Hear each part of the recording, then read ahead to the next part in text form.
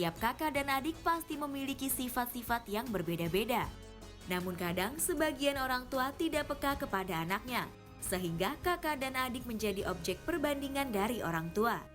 Maka hal ini menjadi pemicu munculnya konflik antara saudara. Bahkan hingga tidak sadar orang tua menjadi pilih kasih dengan anaknya sendiri. Sehingga salah satu dari mereka merasa diasingkan. Atau bahkan ada yang tidak merasa dianggap oleh orang tuanya sendiri.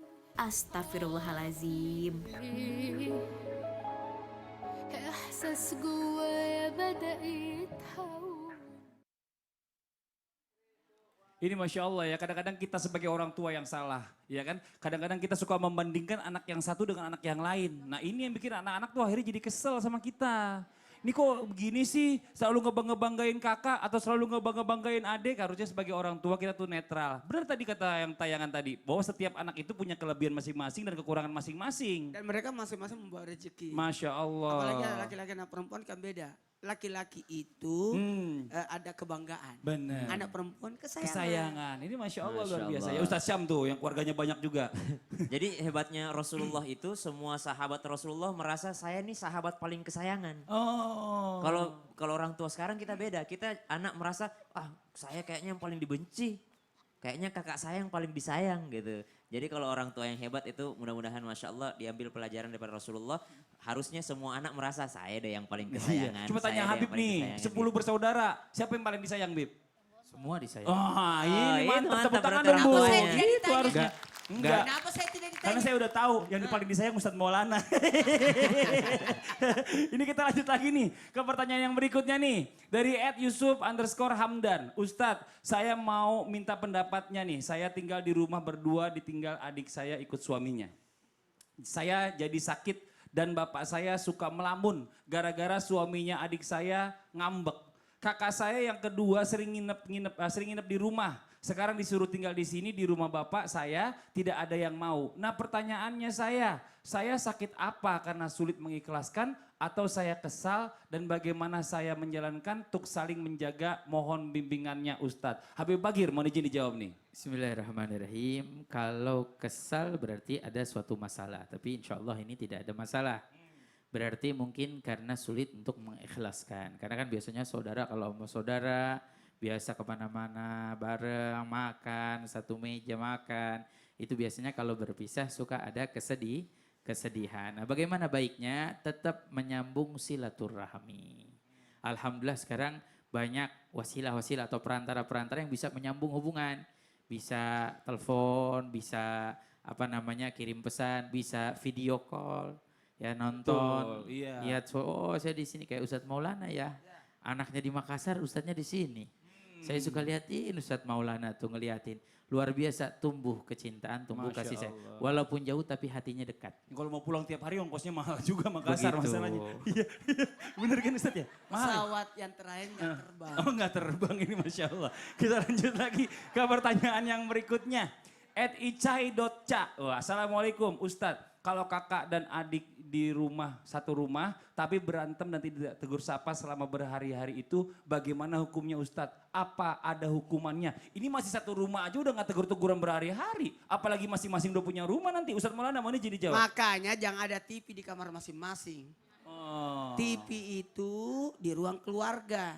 Kalau TV di kamar, sekarang ada lagi apalagi yang bantuan kalau kita main internet ada apa namanya? Wifi. Ya itu, jangan di kamar, di luar. Kalau perlu di ruang tamu. Jadi kalau mau dia di luar semua pada ngumpul. Ada ngumpul. Betul tidak? Iya. Jamaah. Kalau berbicara hukum pasti haram. Karena diharamkan tidak bertegur sapa, apalagi sesama saudara. Berapa batas? Kalau kita marahan, boleh kan?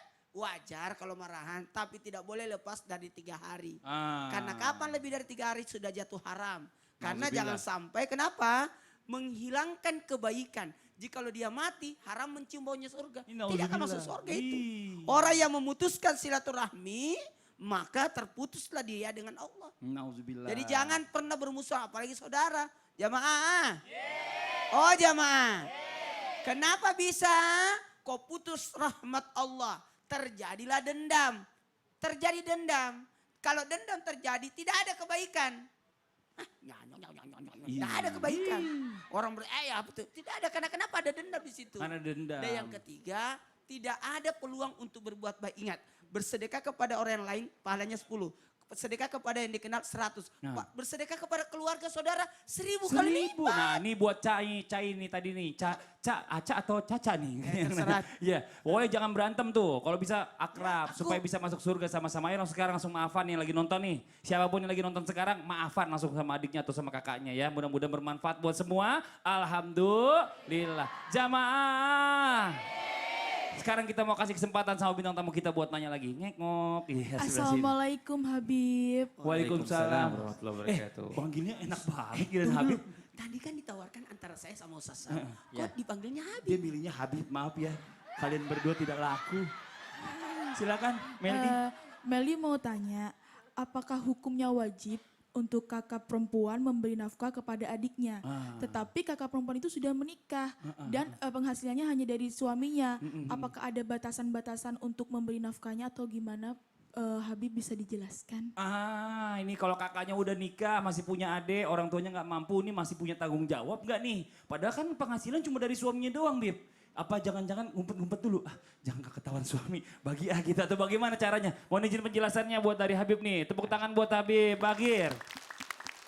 Bismillahirrahmanirrahim. Pertama ada suatu keistimewaan yang disampaikan oleh Rasulullah Sallallahu Alaihi Wasallam.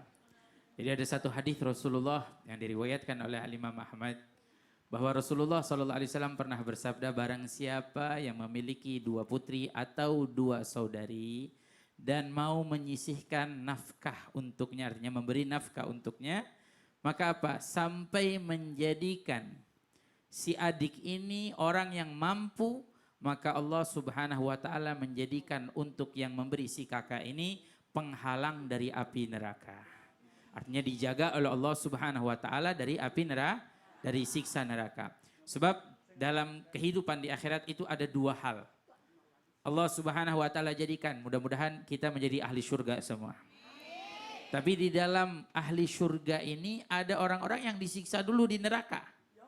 Ada orang-orang yang disiksa dulu di neraka. Makanya apa? Ada penghalang dari api neraka. Suatu amalan diantaranya adalah mau memberi nafkah untuk saudarinya. Nah, pertanyaannya wajib atau tidak?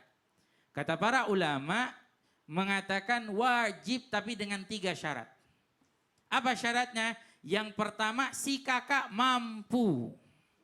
Si kakak memiliki harta yang melebihi daripada kebutuhannya sehari-hari. Nah, berbeda dengan kalau dikatakan tadi ditanya, si kakak pun mendapatkan rezeki dari suaminya. Artinya disisihkan nafkah masih dinafkahkan oleh suaminya. Berarti bisa dikatakan belum mampu. Apalagi kalau memang hal yang diberikan oleh suaminya hanya bisa memenuhi kebutuhannya. Nah, beda kalau dikatakan lebih. Sebab kalau yang sudah dikasih lebih ya memang untuknya. Tapi dengan syarat kalau yang namanya istri mau membantu saudaranya atau mengeluarkan harta untuk apapun, dianjurkan untuk izin kepada suami. Walaupun sudah diberikan. Walaupun ibu ini sudah punya, ini punya saya udah dikasih sama suami. Tapi saya mau pakai buat sesuatu. Itu anjurannya kita ngomong sama suami. Boleh enggak saya mau bantu adik saya. Adik saya kurang punya dan lain sebagainya. Itu syarat yang pertama, kakaknya mampu. Syarat yang kedua, adiknya tidak mampu. Beda kalau adiknya kaya. Berarti kan tidak dianjurkan kita, tidak diwajibkan kita untuk membantu menafkahinya. Syarat yang ketiga, adiknya ini menjadi ahli waris. Nah, syarat yang ketiga dikatakan wajib, adiknya menjadi ahli waris dari saudaranya tersebut. Jadi misalkan saya punya adik perempuan. Adik saya belum punya keturunan. Berarti kalau saya meninggal dunia, adik saya kira-kira dapat nggak warisan dari saya? Dapat. Beda kalau saya punya anak saya laki-laki. Berarti namanya saudari-saudari saya itu mahjubah. Mereka tidak mendapatkan hak waris dari saya. Sebab sudah haknya putra saya. Ini namanya disebut dalam ilmu warisan, namanya mahjubah. Mereka orang-orang yang mahjub, terhalang. Terhalang oleh siapa? Terhalang oleh anak. Makanya saudara tidak dapat. Saudara itu yang dapat selagi tidak ada ahli waris anak punya keturunan maka dia mendapatkannya. Nah jadi syaratnya 3 ini wajib. Berarti kalau 3 ini tidak memenuhi syarat, sunnah untuk kita membantu yaitu dari kebaikan kita. Kita punya rezeki lebih, walaupun kita punya anak, kita punya ahli waris. Tapi kita lihat ya Allah, saudari saya kasihan. Dia tidak kerja, tidak punya penghasilan. Saya mau bantu dia, bahkan mau bantu kalau kata Ustadz Maulana, ngasih sama pancingannya Ustadz ya. Ngasihnya sama pancingan. Gimana sekiranya kita kasih, kita bukain usaha, kita modalin. Supaya apa? Supaya juga dia berkembang, dia bisa mencari rezeki. Kata Rasulullah, siapa yang memberikan nafkah untuk kedua putrinya atau untuk kedua saudarinya sampai membuat dia mampu, membuat dia bisa menafkahkan diri dia sendiri, maka Allah akan halangi dia dari api neraka. Bahkan sampai Rasulullah SAW bilang di dalam hadis yang lain yang diriwayatkan oleh Al-Imam Abi Daud, Rasulullah SAW bersabda, barang siapa yang memiliki 2 putri atau memiliki 2 saudari atau memiliki 2 kerabat yang diberikan nafkah darinya, maka falahul jannah, untuk orang yang memberi nafkah saudaranya, surganya Allah Amin, ya Subhanahu Allah, amin, wa amin, ya Rabbal ta'ala. alamin. Jadi kasihan banget kalau bukan kita lagi saudaranya, siapa lagi yang bantu saudara kita, bener Betul. nggak? Harusnya gitu. Jadi kalau misalnya seandainya sebelum menikah udah tahu keluarganya nggak mampu, bilang sama suaminya. Harusnya dari awal ya. Nanti tolong ya kalau kita udah nikah, kalau tiap bulan kita bisa bantu adik-adik saya gitu. Nanti dari awal udah ada perjanjian. Nah, ini Masya Allah. Jazakallah khair, makasih banyak Habib atas penjelasannya. Mudah-mudahan bermanfaat buat semua. Alhamdulillah. Jamaah. Saya masih penasaran nih, karena saya tahu dan berasa banget bahwa banyak banget orang tua yang suka ngebeda-bedain anaknya. Antara anak yang satu dengan anak yang lain. Ini gimana Ustadz? Coba Ustadz Maulana. Kenapa enggak? Pasti jawabannya nanti setelah ini. Ini Itu bener sudah nih. ada 0 di situ. Bener nih nggak mau jawab sekarang? Nanti aja dah. Yakin? Yakin. Ya Makanya udah. jamaah jangan kemana-mana. Ya Kita udah. akan bahas sesaat lagi. Iya. Yang di rumah siapin catatannya, tetap di Islam itu indah. Jamaah. Yeay. Oh jamaah.